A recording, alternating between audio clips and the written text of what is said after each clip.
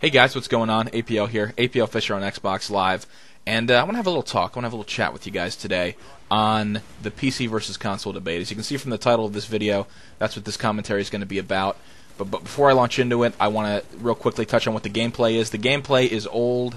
It is gameplay from that Nuke 24/7 playlist that was, I guess it was a weekend kind of thing on Xbox Live where it was Nuketown. You could go into that playlist and play this all the time, and I think I did that probably for 8 or 9 hours that weekend, and it was a blast. So I'm using the Galil. I'm spraying from the hip. These guys were playing are horrible. I think I get my dogs, my first set of dogs in the first, I guess the first 30 seconds of this game. So just enjoy the gameplay. It's just, you know, me sitting in a house for the most part. I do run around towards the end of the game, but I just my team just rapes these noobs. I mean, it's horrible. Like, look at that. Oh my God, how are these guys this bad? But let's talk real quick. I gotta give a shout out to my boy, Mr. I Try Hard. I don't have an HD PVR anymore, and he was kind enough to cap this for me. So big shout out to him. He makes fantastic commentaries on YouTube. So I'm gonna leave his channel in the description at the end of this video. Go check him out and watch some of his Watch some of his videos, and if you like him, which I'm 99% sure you will. Subscribe to him. He's one of those guys that when his videos hit my sub boxes, it's a must-watch. He has fantastic commentary, probably one of the better commentators, where he talks about not just the gameplay, but stuff going on in his life, stories, all that kind of stuff. Definitely check out Matt's channel, and once again, big thanks to you, Matt, for capping this for me. Let's get a little bit into the issue, though, of PC versus console. The way I kind of want to do this is go with the pros and the cons. And the pros of the console I'm going to start off with here. Let's do number one. It's an affordable platform, right? A console. It's a platform where you have a set price for the unit, and it's accessible by the layman, maybe someone who doesn't have a lot of money to spend on building the PC, that kind of stuff. So that's the first thing I would say. The console is an affordable platform, and I understand why a lot of people have it and gravitate towards the console and use it as their primary means of playing games.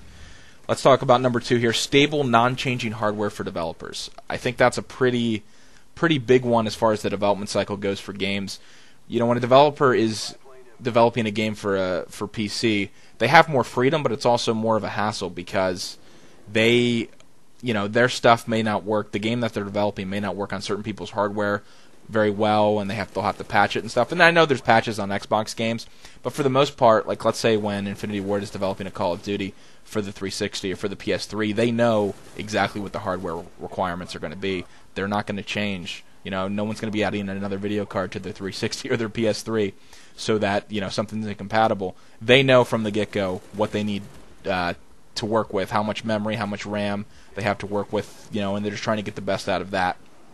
So that's definitely, I don't know if it's a pro for the average gamer. I guess it is, because typically big development studios now focus on console games over the PC version, and the PC version 99% of the time seems to be phoned in unless it's a made for PC game from the start and ported to console. But that's how it used to be, but it's totally changed now as the console market has really overtaken the PC gaming market.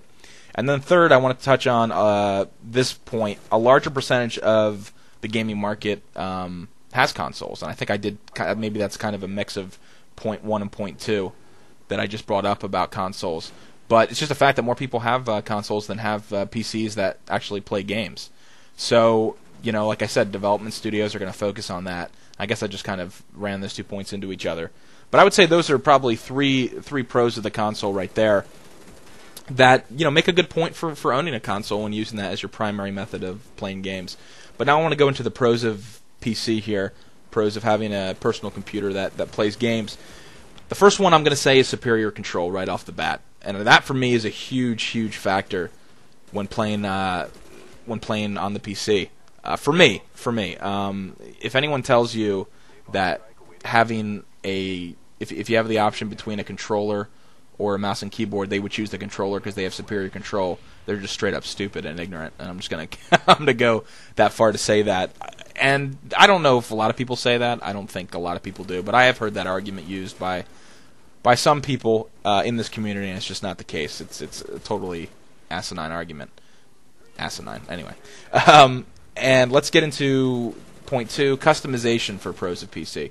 Right, so you can build a PC, you build your own gaming rig, you set it to how powerful you want it to be, you can customize the look of it, all that kind of stuff. You kind of have that bragging rights and that satisfaction of building a really cool gaming PC. And that's a big part of why I love PC myself. I've built many different PCs over the years, and having that option to be able to change stuff as I want, as I get the money and that kind of stuff is really fun. And that's definitely a pro of the PC. Number 3, I would say there's a more mature audience gaming on PC than there is on console. You have a lot of younger gamers on the console, so you get that mic spam, you get that annoying attitudes and stuff like that. But just because the PC has a more mature audience doesn't mean that they don't they don't troll. I would say PC gamers are very, very good at getting each other angry, mainly because of the text chat that you have in games, because you have a keyboard that you don't have in the Xbox or PS3 variations of games. Whereas, you'll have an annoying kid, but you can at least mute him, right? But if you have an annoying dude on PC who's typing and telling you you're a faggot in chat, over and over and over again, it just gets pretty annoying. But I would say for the most part, you're dealing with people that are older, just because of the price ranges and stuff like that of getting into PC gaming.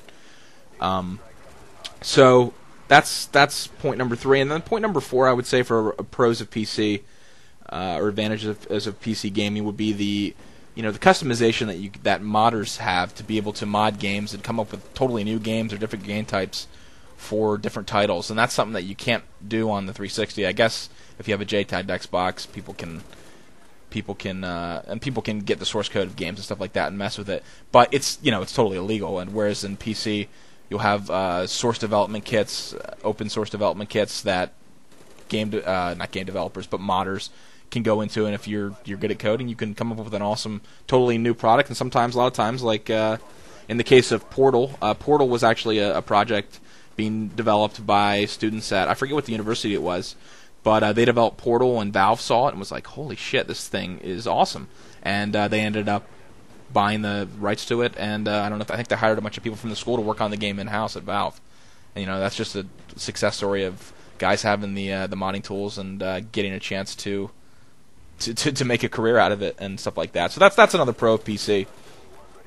So those are just very general things. I mean, I could get very, very specific into the details, but I don't have 30 minutes of a video to talk about this. But I'm just going to give my opinion and the reason why I choose one over the other. And if you guys at this point know that I'm I'm not a PC elitist, but PC is my preferred platform, and there's a couple reasons for that, right? My first serious first-person shooters were all on PC, all that kind of stuff. When I really started gaming, really getting into gaming hardcore, it was on a PC. So I'm going to be biased in that sense, and I understand that. But I also understand why people get into console. If you don't have a lot of money to be able to get a PC that can play games efficiently, it makes perfect sense that you do the next best thing and go on a console. And that's not to say that not getting into the skill gap between PC players and console players. I'm not even going to touch on that right now. And people argue if there is even a skill gap, which maybe I'll talk about in another commentary. But overall, I think just the pros of the PC outweigh the pros of the console. Superior control, customization, more mature audience. For me, it's a pretty easy thing. So if you ever get a chance to build a PC, if you ever get a chance to, you're just a console player right now, but you get a chance to play on that platform, on the PC platform, absolutely do it. I'm not saying you go cold turkey and quit the console. I play both right now, and I'm having a great time. But I think you'll find gaming overall far more rewarding on a PC. So my 2 cents on the subject. I want you guys to leave comments, what you agree with, what you disagree with in this commentary, as far as what I said, and keep it civil, and we'll have a good discussion. All right, guys.